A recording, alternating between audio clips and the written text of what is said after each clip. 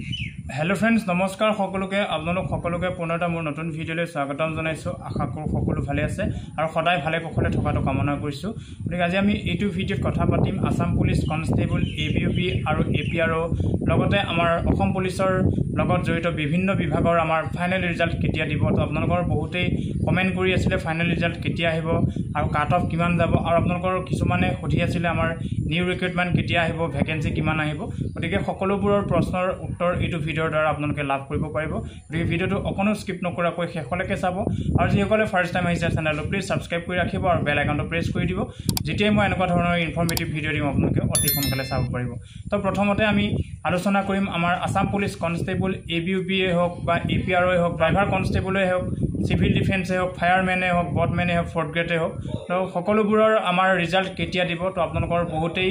সুধি আছিল আৰু আপোনালোকে কৈছে যে আমাৰ এছএলপিআৰবি অফিচিয়েল ৱেবছাইট সাৰ্ভাৰ ডাউন হৈছে ৰিজাল্ট আহিব পাৰে নেকি বা জুন মাহত আমাৰ ৰিজাল্ট দিব নেকি তো বহুতেই আপোনালোকৰ প্ৰশ্ন কৰিছিল তো আপোনালোকৰ সকলোবোৰৰ উত্তৰ এই ভিডিঅ'ত জানিব পাৰিব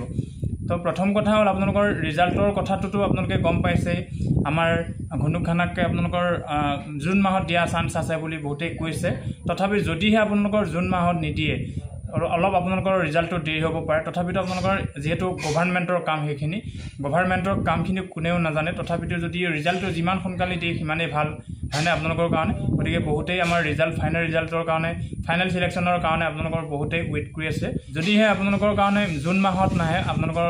ৰিজাল্টটো অলপ দেৰি হোৱা চান্স আছে গতিকে যেহেতু আমাৰ প্ৰচেছটো অলপ কমপ্লিট হ'বলৈ এক মাহ ডেৰ মাহ মান লাগে গতিকে টেষ্টৰ পিছতে আমাৰ অলপ এক মাহ ডেৰ মাহ মান টাইম লয় গতিকে আপোনালোকৰ কামখিনি এতিয়া প্ৰচেছিং হৈ আছে কমপ্লিট হোৱাৰ লগে লগে আপোনালোকৰ ৰিজাল্টটো আউট কৰি দিয়া হ'ব তো আপোনালোকৰ খুব বেছি ল'লেও আপোনালোকৰ এক ডেৰ মাহ মান ল'ব লাগে আমাৰ হিচাপত তথাপিতো এতিয়া ক'ব নোৱাৰে যেহেতু গভৰ্ণমেণ্টৰ কাম গতিকে তেওঁলোকেহে জানে কেতিয়া ৰিজাল্টটো আউট কৰিব গতিকে আপোনালোকৰ ক্লিয়াৰিফিকেশ্যন দিছোঁ যে আপোনালোকৰ ৰিজাল্টৰ আপডেট এতিয়ালৈকে অহা নাই আৰু এইকেইদিনৰ ভিতৰতে আহিলে আহিব পাৰে যদি নহয় অলপ আপোনালোকৰ দেৰি হ'ব পাৰে এইটো ৰিকুৱাৰমেণ্টৰ যেহেতু আমাৰ এপইণ্টমেণ্ট ছেপ্টেম্বৰ অক্টোবৰ দিম বুলি কৈছে সেইকাৰণে আপোনালোকক অলপ দিন থ'বও পাৰে গতিকে আপোনালোকৰ কথাটো কৈ দিলোঁ আৰু যিসকলে আমাৰ নিউ ৰিকুৱাৰমেণ্টৰ কথা সুধি আছিলে তেওঁলোকক কৈছোঁ নিউ ৰিকুৱাৰমেণ্ট আমাৰ ছেপ্টেম্বৰ অক্টোবৰতে আমাৰ এডভাৰটাইজমেণ্ট মুকলি কৰি দিম বুলি আমাৰ মুখ্যমন্ত্ৰী মহোদয়ে কৈছে গতিকে আপোনালোকৰ কাৰণে বহুতেই ভাল খবৰ আমাৰ কাৰণে বহুতেই ভাল খবৰ যিসকল ব্যক্তি আমাৰ অসম পুলিচত তেওঁলোকৰ সপোন দেখি ৰাখিছে বা দেখি থৈছে বা অসম পুলিচত তেওঁলোকৰ চাকৰি লোৱাৰ সপোন আছে তেওঁলোকৰ বহুতেই ভাল খবৰ আপোনালোকৰ খুব বেছি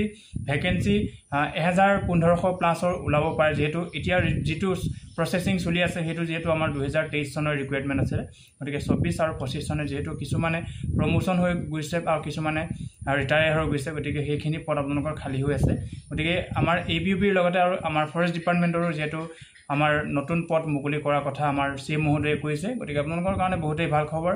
আমাৰ আসাম পুলিচ এবিউপি লগতে আমাৰ ফৰেষ্টৰ প্ৰায় 3000 প্লাছ আমাৰ ভেকেন্সি ওলোৱা চান্স আছে গতিকে সবৰে কাৰণে ভাল খবৰ আৰু যিসকলে নিউ ৰিক্ৰুটমেণ্টৰ কথা জানিব খুজি আছিল তো আপোনালোকৰ কাৰণে ক'লো ছেপ্টেম্বৰ অক্টোবৰত আমাৰ নিউ ৰিক্ৰুটমেণ্ট আমাৰ এডভাৰটাইজমেণ্ট মুকলি কৰাৰ কথা আমাৰ মুখ্যমন্ত্ৰী মহোদয়ে কৈছে প্ৰায় আমাৰ 1500-1000 ওপৰতে আমাৰ এবিউপিৰ পদ ওলাব আৰু আমাৰ ফৰেষ্ট ডিপাৰ্টমেণ্টতো তেনেদৰে 1500-1000 ওপৰতে আমাৰ ওলাব প্ৰায় মানে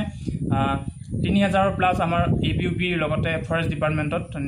নিউ ভেকেন্সি ওলোৱা চান্স আছে গতিকে আপোনালোকৰ কাৰণে বহুতেই ভাল খবৰ আৰু আপোনালোকৰ ইণ্টাৰভিউ এটা কথা কৈছোঁ যিহেতু ছেপ্টেম্বৰ অক্টোবৰ যদিও আপোনালোকৰ ভেকেন্সি বা আপোনালোকৰ এডভাৰটাইজ ওলায় তেন আপোনালোকৰ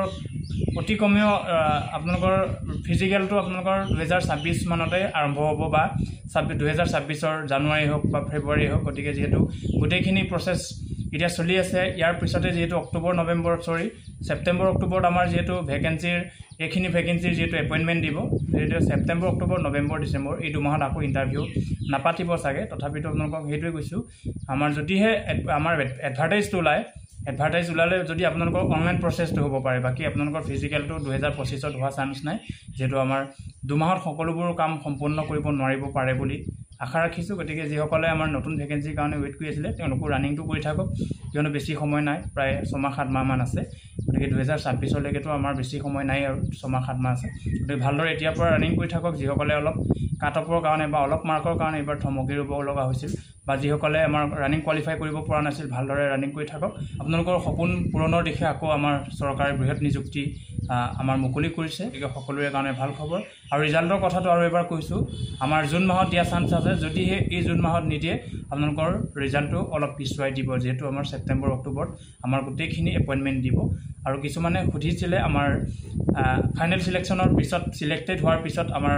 ট্ৰেইনিঙলৈ কেইদিনৰ পিছত লৈ যাব সেইটো মই এক্সট্ৰা এটা ভিডিঅ' বনাম আপোনালোকৰ কি লৈ যাব ট্ৰেইনিঙলৈ কি লাগে হয়নে তাৰ ওপৰত ভিডিঅ' বনাম বাৰু গতিকে আপোনালোকক ক'লোঁ নিউ ৰিকুৱাৰমেণ্টৰ ছেপ্টেম্বৰ অক্টোবৰত আপোনালোকৰ এডভাৰটাইজমেণ্ট মুকলি কৰাৰ কথা আছে আৰু আপোনালোকক ক'লোৱে আপোনালোকৰ ফাইনেল ৰিজাল্ট জুন মাহত অহা চান্স আছে যদিও নিদিয়ে আপোনালোকৰ ৰিজাল্টটো অলপ দেৰি হ'ব পাৰে যিহেতু আমাৰ এডিআৰইৰ এতিয়া মৌখিক পৰীক্ষা অনুষ্ঠিত হ'ব তো তাৰ পিছতে আপোনালোকৰ গোটেইখিনি প্ৰচেছ কমপ্লিট হ'ব তো ভিডিঅ'টো চাই কেনেকুৱা পালে কমেণ্ট এটা কৰি দিব তো আপোনালোক সকলোকে পুনৰ এবাৰ লগ পোৱাৰ আশাৰে আজিলৈ ধন্যবাদ জয় আই অসম